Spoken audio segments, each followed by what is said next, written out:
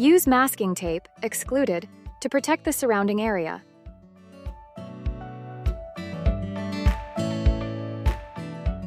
Fill the deeper part of the defect with clear material for better adhesion, and cure it with light for 60 seconds.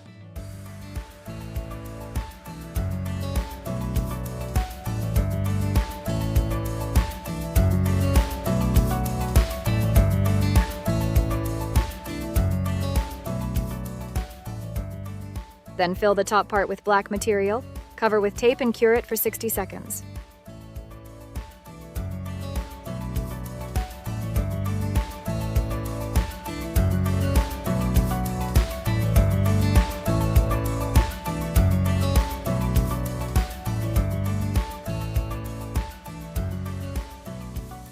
To level surfaces, first sand with 220 grit sandpaper and buff the patch with 2500 wet sandpaper.